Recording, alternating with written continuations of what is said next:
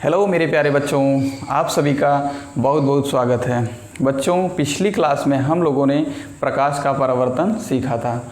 आज की क्लास में हम लोग प्रकाश के अपवर्तन के बारे में बहुत अच्छे से सीखेंगे। चलिए शुरू करते हैं। आपका टॉपिक है प्रकाश का अपवर्तन। प्रकाश का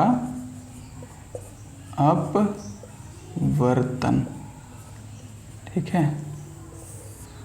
वो क्या था? रिफ्लेक्शन था, रिफ्लेक्शन ऑफ लाइट। ये क्या है? रिफ्रैक्शन ऑफ लाइट है। ये है रिफ्रैक्शन ऑफ लाइट, ठीक है। इस तरीके से आप लोग थोड़ा बहुत मेन जो वर्ड है उसकी स्पेलिंग और उसके वर्ड्स को इंग्लिश में समझते रहिए, क्योंकि आगे चल करके आपको बहुत यूज़फुल होगा, ठीक है। चलिए, सबसे पहले मैं आपको क्या करता हूँ, इसको समझाऊंगा, उसके बाद आपको लिखवाऊंगा, ठीक है। तो प्रकाश का अपवर्तन आखिर होता क्या है, ठीक है। कल हम लोगों ने क्या देखा था? जब प्रकाश की किरण किसी तल पर पड़ी थी तो क्या हुआ था? वो रिफ्लेक्ट हो गई थी। लेकिन आज जो हम लोग पढ़ रहे हैं तो वो क्या हो रहा है? वो रिफ्लेक्ट नहीं होगा, ठीक है। वो क्या होगा? एक माध्यम से दूसरे माध्यम में प्रवेश कर जाती है। यही हमारा क्या है? अपवर्तन है। वो परावर्तन क्या था? जब प्रकाश की किरण किसी परावर्तक तल पर पड़ने के बाद क्या होती है? वो रिफ्लेक्ट हो जाती है, ठीक है। यहाँ पे क्या हो रहा है? ये क्या करती है? ये रिफ्लेक्ट नहीं होती है, ये दूसरे माध्यम में प्रवेश कर जाती है, ठीक है। अब प्रवेश करने के लिए इसका दो रूल है, ठीक है। क्या होता है कि जब मान लो ये हमारा विरल है और ये हमारा मान लो सघन है, ठीक है। अभी मैं विरल और सघन सब कुछ बताऊँगा आपको, ठीक है। मतलब कहने का है कि ये इसका अपवर्तनांक कुछ अलग होगा। यहाँ बातें अपवर्तनांक की हैं, ठीक है। इसका अपवर्तनांक कुछ अलग होगा, इसका अपवर्तनांक कुछ अलग होगा। मतलब ये विरल वाले में अपवर्तनांक ज़्यादा होता है, सघन वाले में कम होता है, ठीक है। जब कोई भी प्रकाशिक किरण विरल माध्यम से सघन माध्यम में प्रवेश करती है तो क्या होता है?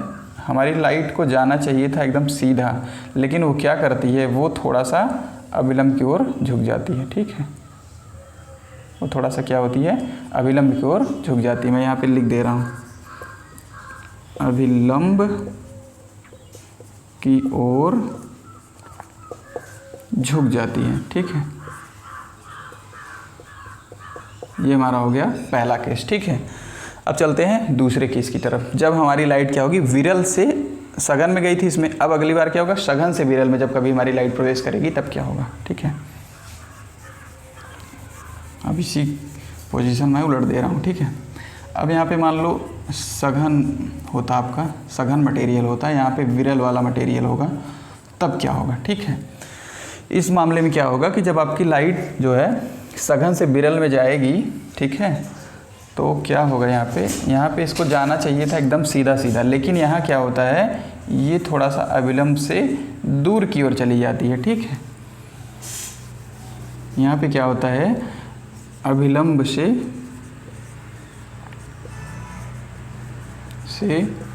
दूर की ओर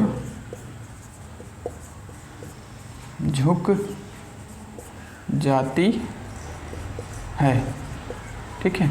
इस तरीके से ये आपका रूल है, ठीक है। चलिए, इस चीज़ों को मैं क्या करता हूँ, आपका इसका थोड़ा सा नोट्स भी बनवा देता हूँ। चीज़ें आप लोग समझ गए होंगे, ठीक है। अभी नोट्स के साथ चलते हैं, ठीक है। यहाँ पे क्या होता है? रिफ्रैक्शन आखिर होता क्या है? जब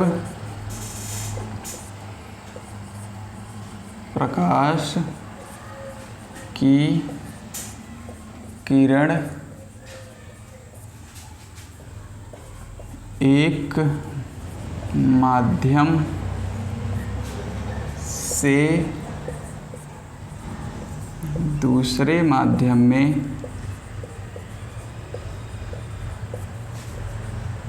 में प्रवेश कर जाती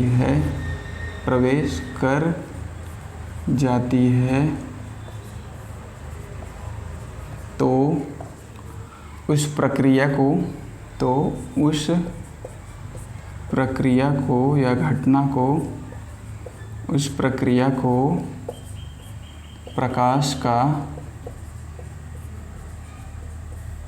अपवर्तन कहते हैं।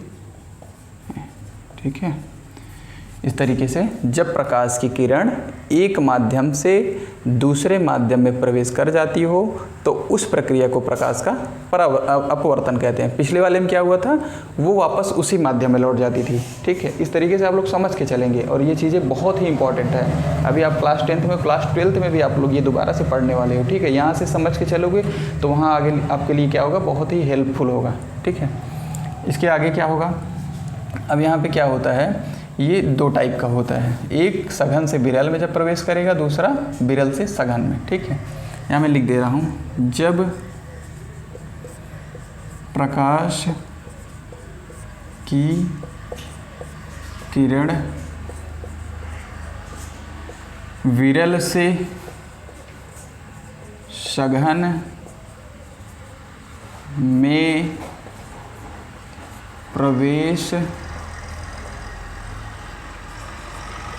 करती है तो अभिलंब की ओर झुक जाती है।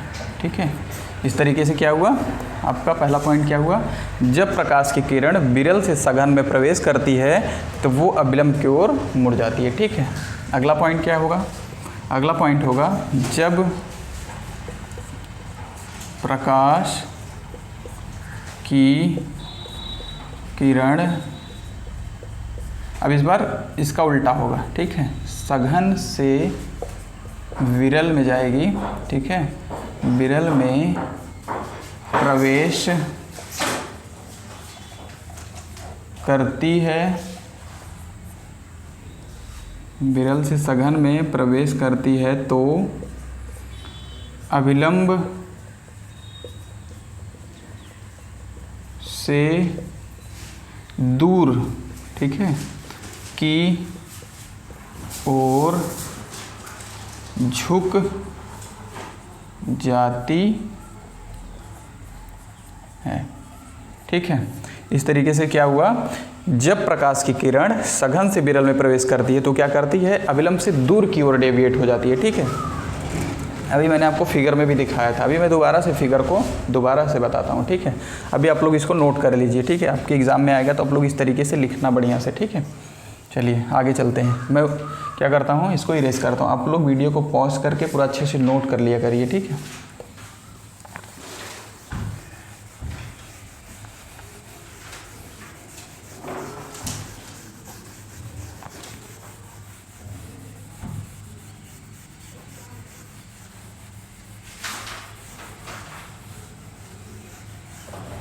आई बात समझ में।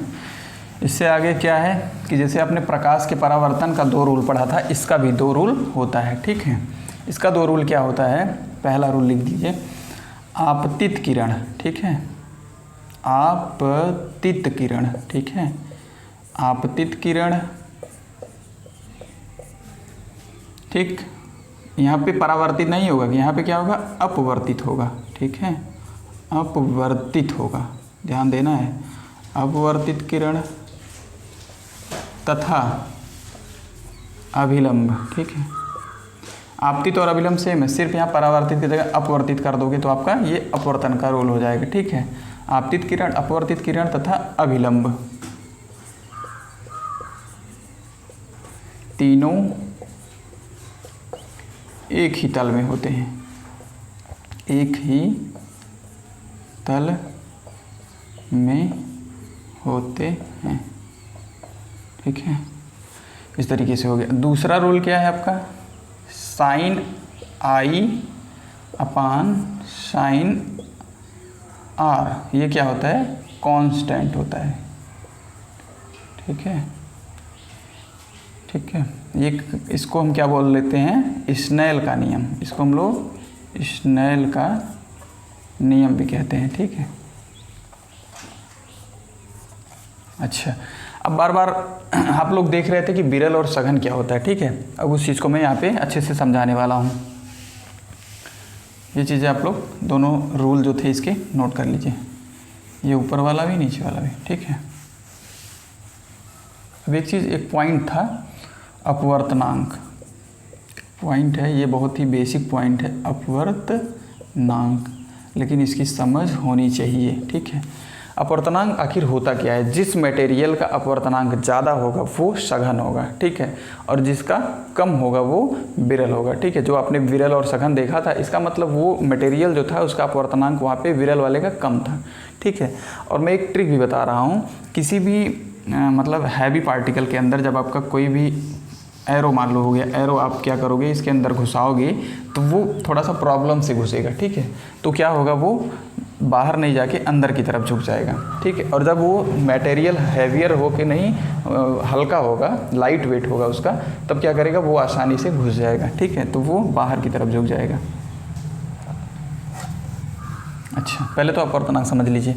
अपवर्तनांक का मतलब होता है mu equal to C by V, ठीक है। ये होता है अपवर्तनांक का फार्मूला। सी क्या है? सी क्या है? वायु में प्रकाश की चाल, कहाँ पे? वायु में।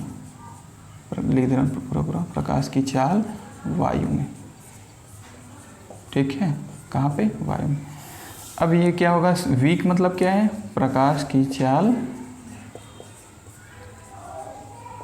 माध्यम में, किसी दूसरे माध्यम में, मतलब एयर के रेफरेंस में, एयर के सापेक्ष किसी अनदर मीडियम में हमारे जो लाइट का वेलोसिटी होगा वही हमारा क्या है? म्यू है, अपवर्तनांक है, ठीक है। इसको बोलते हैं, म्यू को क्या बोलते हैं? Refractive index. म्यू को क्या बोलते हैं? रिफ्रैक्टिव इंडेक्स, ठीक है। सभी मटेरियल का अलग अलग रिफ्रैक्टिव इंडेक्स होता है। सबसे ज़्यादा किसका होता है? वो होता है हीरा, ठीक है। डायमंड का जो रिफ्रैक्टिव इंडेक्स होता है वो सबसे ज़्यादा होता है, वो लगभग 2 पॉइंट समथिंग, 2.5 के आसपास होता है, ठीक है। तो इस तरीके से जब आपको पता रहेगा कि अपवर्तनांक क्या होता है, अपवर्तनांक क्या होता है, ये विरलता और सघनता को डिफाइन करता है, ठीक है। तो इसकी सहायता से हम लोग को क्या पता चला कि मीडियम हमारा कौन सा रेयर है, कौन सा डेंसर है, मतलब कौन सा विरल है, कौन सा सघन। मैं इसको भी बता दे रहा हूँ। एक विरल होता है, ठीक है, और एक सघन।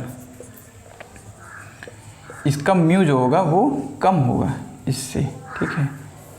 इस वाले का म्यू कम होगा, इस वाले का म्यू ज़्यादा होगा, ठीक है। इस तरीके से आप लोग अंदाज़ लगा सकते हैं कि हमारा कौन सा मीडियम वो है, ठीक है। मैं 1-2 एग्जांपल भी लेता हूँ।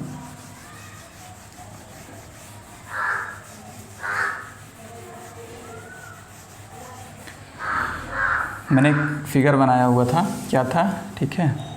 ये ऊपर हमारा कोई अलग मीडियम हो जाएगा, नीचे कोई अलग मीडियम हो जाएगा। यहाँ से हमारी लाइट इंसिडेंट हुई और यहाँ पे रिफ्रैक्ट हो गई, ठीक है। ये हमारी मेन लाइन होगा, ठीक है।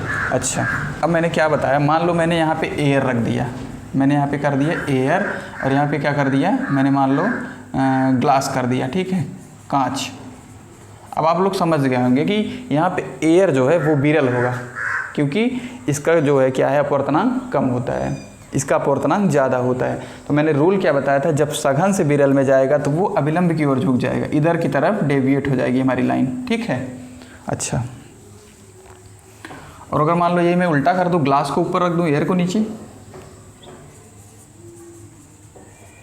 ग्लास को मैंने ऊपर कर दिया, एयर को नीचे कर दी। अब क्या हुआ, अब विरल से सघन से विरल में जाने लगी। तो अब हमारी लाइट जो होगी वो अभिलंब से दूर की ओर झुक जाएगी, हमारी ये डेविएट हो जाएगी, ठीक है। समझ में आया?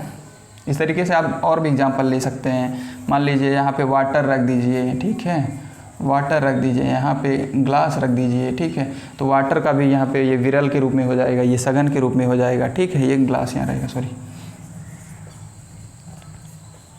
ठीक है। इस तरीके से आपका प्रकाश का अपवर्तन बहुत अच्छे से कंप्लीट हो गया है। आप लोग क्या करेंगे, पूरा डेफिनेशन अच्छे से लिखेंगे, पूरे रूल को लिखेंगे, फिगर को ड्रा करेंगे, पूरा कंप्लीट नंबर आपको मिल जाएगा। ऐसे ही और अच्छे अच्छे चैप्टर्स के लिए, कॉन्सेप्ट्स के लिए आप लोग प्लीज़ हमारे चैनल को लाइक, शेयर, सब्सक्राइब कीजिएगा। धन्यवाद।